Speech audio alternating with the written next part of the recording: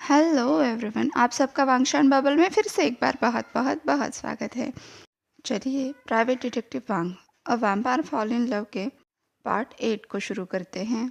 अब तक हमने देखा था ईबो सान को अपने साथ रहने का ऑफर देता है और अगले ही दिन उनके घर इमरजेंसी आ जाती है क्योंकि जान को भूख लगी होती है, इसलिए दोनों ग्रोसरी शॉपिंग को निकलते हैं। उस वक्त ईबो को ये पता चल जाता है कि जान लोगों को सम्मोहित कर सकता है। अब देखते हैं आगे। ईवो ने देखा कि बाहर बर्फ की चादर फैली हुई है। उसे आज भी टेंशन नहीं था सूरज की धूप का। अब वो दोनों ड्राइव करते हुए पास के सुपरमार्केट पहुंचे, जहां पर जहान ईवो को छोड़कर थोड़ा आगे चला गया क्योंकि एक्चुअल शॉपिंग तो जहान कर रहा था। ईवो तो बस मैगजीन के साथ खेल रहा था। तभी उसके पास एक ओल्ड मैन आ गए। ईवो ने मुड़कर देखा क्योंकि उस पर्सन से बहुत ही फेमिलियर सेंट आ रही थी। हाँ, ये वही पर्सन थे जिन्होंने 1 साल पहले ईबो को बचाया था। उस पर्सन ने कहा, ओह, तो तुम वो लड़के हो जिसे मैंने 1 साल पहले बचाया था। वांग ईबो, सही कहा ना? ईबो ने कहा, तो फिर आप ज़रूर जान के ग्रैंडपा होंगे। उस पर्सन ने सैंटा की तरह हंसते हुए कहा, एग्जैक्टली। कितनी आश्चर्य की बात है कि हम यहाँ पर मिल रहे हैं, पर अफसोस मेरे पास ज़्यादा वक्त नहीं है, इसलिए मैंने जान से कहा था कि तुम्हें यहाँ लेकर आए जिससे हम थोड़ी बातचीत कर सकें। पर मुझे नहीं लगा था कि वो मेरी बात को इतना सीरियसली लेगा। ईवो ने कहा, यह तो बहुत खुशी की बात है। वैसे भी मैं आपको बहुत दिनों से ढूंढ रहा था। मेरी जान बचाने के लिए मुझे शुक्रिया जो अदा करना था। ग्रैंडपा ने कहा, मुझे इस बात की खुशी है। वैसे भी ये मेरा काम है।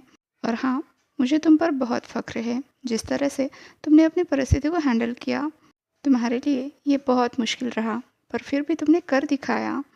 ईवो ने कहा, सच कहा, शुरुआती दिन बहुत खतरनाक थे, पर आपने उस वक्त मुझे मारा नहीं, मुझे मौका दिया, इसलिए मैं आपका बहुत शुक्रगुजार हूँ।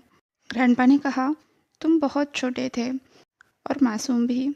मैं इसे किसी मासूम को नहीं मारना चाहता था, और आज मुझे इस बात की तसल्ली है कि मैंने तुम्हें मारा नहीं, क्योंकि जैसे ही मैं जान की तरफ देखता हूँ, उसके चेहरे से आजकल खुशी झलकती है, जो तुमसे मिलने के बाद उसे मिली है। ईवो ने पूछा, क्या वो पहले खुश नहीं था? ग्रैंडपा ने कहा, नहीं, वैसे तो नहीं, क्योंकि 10 साल पहले उसके बॉयफ्रेंड को हाफ ब्रीड के पैक ने मार डाला था। तब से वो बिल्कुल अकेला था, क्योंकि हम वुल्व्स के लिए राइट मैच ढूंढ पाना बहुत मुश्किल होता है, क्योंकि हमारा right match one and only जो होता है। और अगर वो मिल गया तो? ईबो ने पूछा। ग्रैंडपा ने कहा, वेल, ज़्यादातर हम लोग उसे मार्क कर देते हैं या फिर हमारी छाप उस पर छोड़ देते हैं, जिससे हम हमेशा हमेशा के लिए एक दूसरे के साथ बन जाते हैं। और अगर हमने किसी के ऊपर छाप छोड़ दी, फिर हम किसी और के साथ नहीं हो सकते। हमें अपने मेट के साथ ही लॉयल होना होता है। ईवो ने पूछा, तो क्या जान ने अपने बॉयफ्रेंड को मार्क नहीं किया था? ग्रैंडपा ने कहा, नहीं, जो होता है अच्छे के लिए ही होता है, क्योंकि अगर वो उसे इम्प्रिंट कर देता तो वो दोबारा किसी के साथ नहीं हो सकता था। माना कि उसने उसे मार्क नहीं किया था, पर उसके जाने के बाद वो बहुत अकेला पड़ गया था, इसलिए हमें उसकी चिंता सताती थी। पर देखो, अब उसे तुम मिल गए। ईबो ने कहा, पर हम दोनों अभी कपल नहीं हैं, और मुझे तो नहीं लगता कि वैम्पायर और वेयरवुल्व्स मेट होते होंगे। ग्रैंडपा ने कहा, ऑफ कोर्स होते हैं।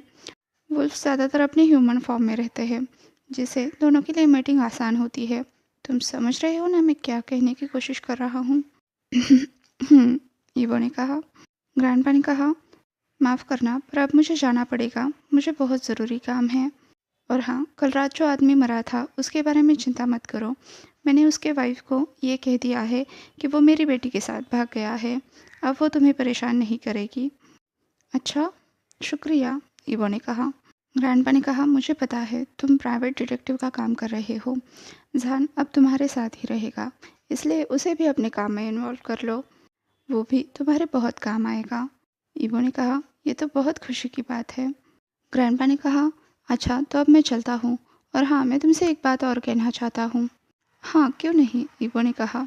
तो ग्रैंडपा ने कहा, मेरे पोते का ख्याल रखना, वो हमारा अभिमान और खुशी दोनों है।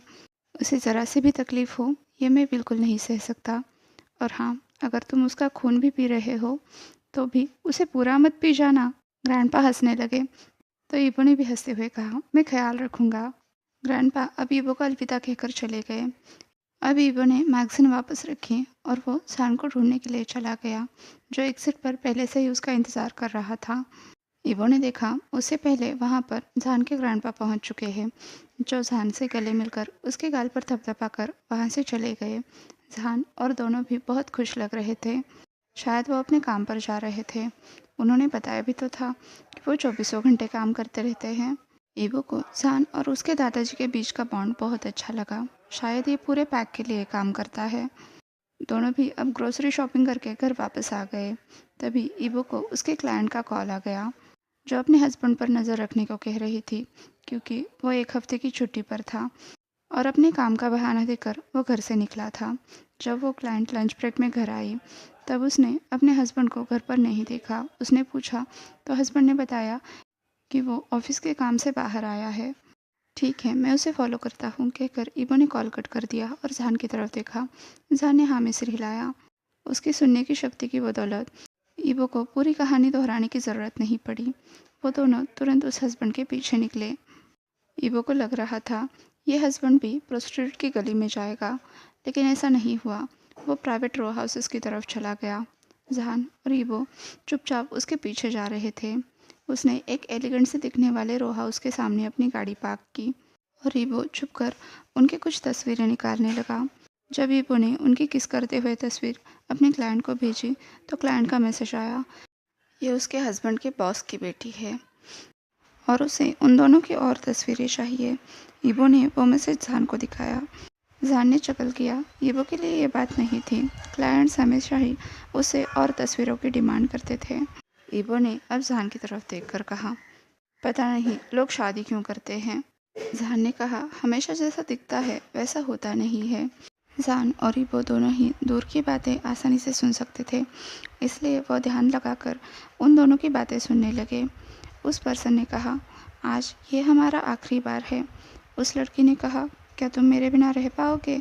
तो उस आदमी ने कहा, मैं अपनी बीवी से बहुत प्यार करता हूँ, मैं उसे धोखा नहीं दे सकता। तो उस लड़की ने कहा, पर वो तुम्हें कभी खुश नहीं रख पाएगी। उसे तो पता भी नहीं है कि तुम्हारी फैंटेसीज क्या क्या है। उस आदमी ने कहा, उस बात से फ़र्क नहीं पड़ता, मैं अभी भी उसके साथ रहना चाहता हूँ। अब ईबो का और तस्वीरें निकालने का मन नहीं कर रहा था। जहान ने ईबो के हाथ से फ़ोन लिया और उस क्लाइंट को मैसेज करके ये कहा कि वो प्यार अभी भी उससे ही करता है, पर उसे अपने पति के सेक्सुअल डिज़ायर्स को समझकर उसे पूरा करने की कोशिश करनी चाहिए, क्योंकि वो उसकी सेक्स लाइफ में खुश नहीं है। इसलिए वो इधर उधर अपनी खुशी ढूंढने की कोशिश कर रहा है, पर वो उसे धोखा नहीं देना चाहता, इसलिए बहुत कंफ्यूज और परेशान है। थोड़ी देर बाद उस क्लाइंट का ईबो को शुक्रिया कहते हुए मैसेज आया। वो कह रही थी कि वो प्रेग्नेंट है और अपने पति से बिछड़ना नहीं चाहती, अपने बच्चे को अकेले नहीं पालना चाहती। अगर उसका पति उसे प्यार करता है तो वो हर हालत में उसे खुश रखने की कोशिश करेगी। जब ईबो ने ये मैसेज पढ़ा, उसने कहा, क्या तुम्हें लगता है उनके बीच में सब कुछ ठीक हो पाएगा? जहान ने कहा, वो आदमी सच में अपनी पत्नी से बहुत प्यार करता है। शायद कुछ थेरेपी और कंसल्टिंग से उनके बीच में बात बन सकती है और बची कुछ कसर उनका बेबी पूरा कर देगा, क्योंकि दोनों भी एक दूसरे से प्यार करते हैं और एक दूसरे को खोना नहीं चाहते। ईबो ने कहा, प्यार? अगर ये बंदा सच में अपनी पत्नी से प्यार करता तो उससे बात करने के बजाय वो उसे चीट क्यों करने लगा? जहान ने कहा, ईबो, हमेशा वक्त और हालात इतने आसान नहीं होते। ईबो ने कहा, अच्छा, चलो छोड़ो, अभी घर चलते हैं, तुम्हें तो बहुत ज़ोरों की भूख लगी होगी। जहान ने कहा, भूख तो लगी है, पर तुम्हारी ज़्यादा। ईबो ने कहा, पर आज के मेन्यू में मैं नहीं हूँ। किसने कहा? जहान बोला। तो ईबो ने कहा, मैंने। तो जहान ने कहा, चलो देखते हैं। ईबो ने कहा, तुमने सुबह सुबह मेरी नेबर के साथ फ्लर्ट किया है, तुम्हें तो सज़ा मिलनी ही चाहिए, इसलिए तुम आज तो मुझे नहीं खा पाओगे। जहान ने कहा, मैं इसे तुरंत खारिज करता हूँ। तो ईबो ने कहा, पर तुम इस बात को झुठला नहीं सकते। तो जहान ने कहा, थोड़ी देर रुको तो सही, मैं तुमसे इतना प्यार करूँगा कि तुम्हें और कोई चीज़ याद भी नहीं रहेगी। ईबो ने कहा, नहीं, इस बार तुम मुझे नहीं मना पाओगे। ईबो ने अपनी चेस्ट पर अपने हाथ फोल्ड कर लिए, तो जहान ने झुककर तुरंत उसे किस कर दिया। और ईबो को पिघलने के लिए कितना वक्त चाहिए, सोच सकते हो। जहान ने कहा, क्या तुम अब भी मुझे मना कर रहे हो? तो ईबो ने कहा, यह गलत बात है। तो जहान ने कहा, हाँ, मैं जानता हूँ, पर अभी घर चलो, घर चलकर हम बहुत सारा प्यार करेंगे। ईवो ने कहा, अगर तुम अपनी टंग का इस्तेमाल करोगे तो। जान ने कहा, जो भी मेरा क्यूट वैम्पायर चाहे वो सब होगा। ईवो ने कहा, चलो फिर चलते हैं, मुझे भी अब बहुत ज़ोरों की भूख लगी है। माना कि ईवो एक वैम्पायर बन चुका था। उसके अंदर एक नॉर्मल ह्यूमन से ज़्यादा स्ट्रेंथ थी, पर ये वुल्फ उससे भी ज़्यादा ताकतवर था। उसने ईवो को इतना थका दिया कि ईवो अब अपनी जगह से हिल भी नहीं पा रहा था। ईवो तो ये सोच रहा था, इसे इतना हॉट क्यों होना है और इसे रोकने के लिए मैं क्या क्या कर सकता हूँ। पता नहीं वुल्फ पर कौन सी दवाई असर करती है। इन दिनों ईवो को जान का एक और शौक समझ आया था। जान को बिल्लियाँ बहुत पसंद थी। वो हमेशा बिल्लियों की ही वीडियोस देखा करता था। हमेशा उन्हें देखकर वो एक ही बात कहता था, ओह कितनी क्यूट है। ईवो सोच रहा था क्या वो अपने दोस्तों को बुलाए ताकि जान उससे दूर रहे, पर उसके पास तो बस एक ही दोस्त था, संग्यो। पर अभी तक उसने योन को सब कुछ बताया नहीं था। जान को वहाँ रहते रहते एक हफ्ता बीत चुका था और उनकी एवरीडे एक्टिविटी एवरी आवर तक पहुँच चुकी थी, इसलिए ईवो बहुत परेशान था। और बचे खुचे समय में जान ईवो की इन्वेस्टिगेशन में मदद करता था।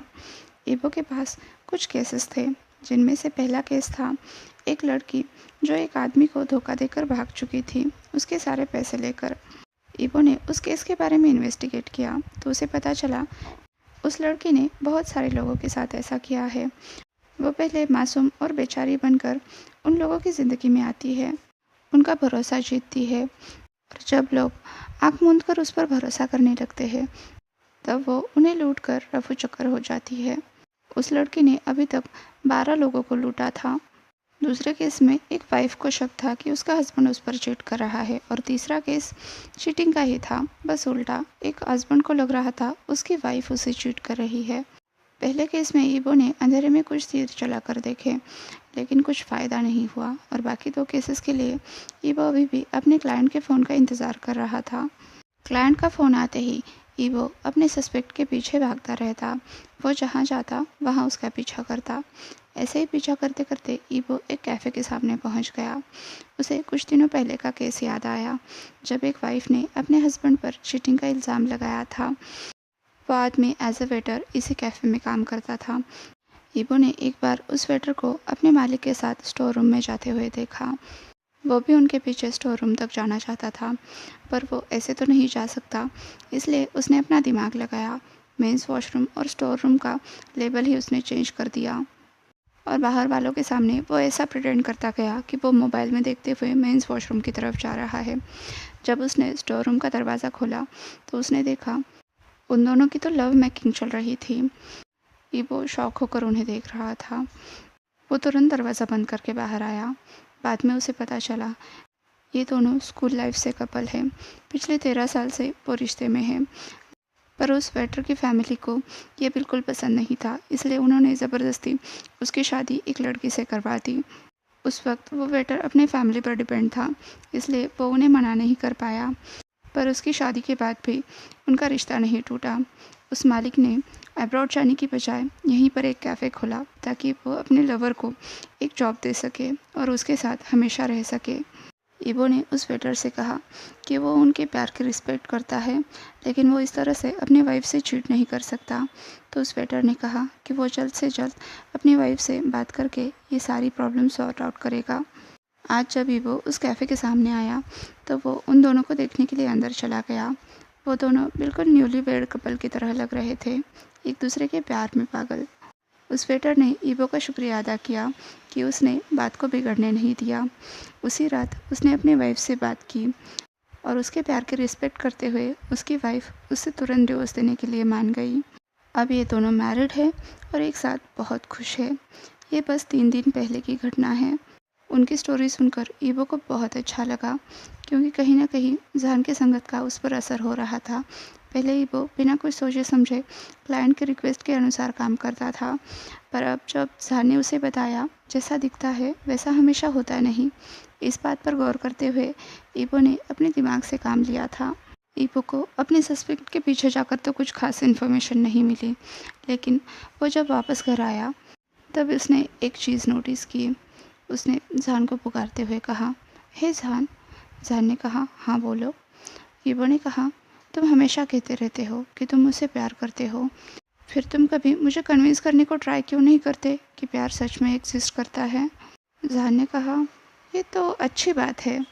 तो ईबो ने कहा, ठीक है फिर मुझे डेट के लिए भी पूछा करो, मैं कोई तुम्हारा बेड वार्मर नहीं हूँ, मैं भी डेट को एक्सपीरियंस करना चाहता हूँ। जान ने कहा, डेटिंग, ये तो बहुत अच्छी बात है। ईबो ने कहा, तुम मुझे सुन भी रहे हो। हाँ, जान ने जवाब दिया। तो ईबो ने कहा, तो फिर ऐसे रूखे सूखे जवाब क्यों दे रहे हो। तो जान ने कहा, क्योंकि मैं फ़नी वीडियोस देख रहा हूँ। ईबो ने कहा, क्या वो कैट्स के बारे में है। जान ने कहा, एब्सोल्युटली, वो बहुत क्यूट है। ईबो ने कहा, पर क्यूट तो मैं हूँ ना। जान ने कहा, पर तुमने तो कहा था कि मैं तुम्हें टच नहीं कर सकता। ईबो ने कहा, और तुम मेरी बात सुनने वाले हो, ऐसे ही। जान ने कहा, फिर तुम अभी क्यों झगड़ा कर रहे थे। ईबो ने कहा, कैसा झगड़ा। तो जान ने कहा कि अब तुमसे और नहीं होगा, तुम्हें ब्रेक चाहिए। ईबो ने कहा, ब्रेक का मतलब ये थोड़ी ही होता है। तो जान उसकी तरफ देखते हुए बोला, हाँ, तो अब तुम मुझसे गुस्सा हो। ईबो ने कहा, नहीं। जान ने कहा, तुम श्योर हो। तो ईबो ने कहा, मुझे परेशान मत करो। जान ने कहा, तुम ऐसा क्यों कह रहे हो। ईबो ने कहा, जाओ जाकर लिविंग रूम में अपने वीडियोस देखते रहो। जान ने इस पर मुंह बनाया। तो ईबो ने कहा, ऐसी शक्ल क्यों बना के रखी है। जान ने कहा, कुछ नहीं। ईबो ने कहा, मैंने देखा, तुम्हें सब मजाक लग रहा है ना। तो जान ने कहा, नहीं, मैं कुछ नहीं कर रहा। ईबो ने कहा, आर यू श्योर। तो जान ने कहा, ईबो, क्या तुम सच में चाहते हो कि मैं लिविंग रूम में चला जाऊँ। ईबो ने कहा, हाँ। जान ने कहा, क्या मैं तुम्हें सच में इतना परेशान करता हूँ। ईबो ने कहा, हाँ। जान ने कहा, तुम बहुत मतलबी हो। तो ईबो ने कहा, हाँ मैं हूँ, मैं बहुत थक चुका हूँ, मुझसे हिला भी नहीं जा रहा, ना ही नींद आ रही है, और तुम मज़े से वीडियोस देख रहे हो। जान ने कहा, ठीक है, मैं जाता हूँ। ईबो ने कहा, जब तुम्हारा ख़त्म हो जाए तो वापस आओगे ना। जान ने कहा, नहीं, आज रात मैं अपने रूम में ही सोऊंगा। ईबो ने कहा, पर जान ने उसकी बात काटते हुए कहा, नहीं नहीं, मैं तुम्हें और परेशान नहीं करना चाहता, पर गुड नाइट ईबो कहकर जान वहाँ से चला गया। ईबो सोच रहा था, वो अपने वीडियोस देखना बंद नहीं कर सकता, बस चुपचाप मेरे साथ सो नहीं सकता। वो गुस्सा तो था, पर जान के बिना उसका रूम बहुत खाली खाली लग रहा था। वो इतना थक चुका था, फिर भी उसे बिल्कुल नींद नहीं आ रही थी। अब वो फ्रस्ट्रेट होकर जान को देखने के लिए चला गया। उसने जान के रूम का दरवाज़ा खोला, पर वो रूम तो खाली था, इसलिए वो लिविंग रूम में देखने के लिए चला गया, पर जान वहाँ भी नहीं था। कहीं वो उसे छोड़कर चला तो नहीं गया। तभी वो ने खिड़की से बाहर देखा। बाहर जान शिफ्ट होकर किसी चीज़ के पीछे बहुत तेज़ी से भाग रहा था। आज के लिए बस इतना ही। आपसे कल मिलती हूँ, तब तक के लिए अपना ख्याल रखिए। वीडियो पसंद आया हो तो लाइक, शेयर और कमेंट कर दीजिए। और मैं थोड़ी सी नाराज़ हूँ क्योंकि इस स्टोरी को उतना रिस्पांस नहीं मिल रहा है जितना मेरी बाकी की स्टोरीज़ को मिलता है। पर बिलीव मी, ये स्टोरी भी बहुत ज़्यादा इंटरेस्टिंग है। कई सारे ऐसे फैक्ट्स हैं जिसके बारे में अभी तक हमने सोचा भी नहीं होगा, और नेक्स्ट पार्ट से ये भी ग्रिप पकड़ लेगी। आई होप कि आप इसे भी बहुत ज़्यादा पसंद करोगे। तो चलिए फिर, तब तक के लिए bye bye, good night and वांगशान बबल में खुश रहिए। Thank you.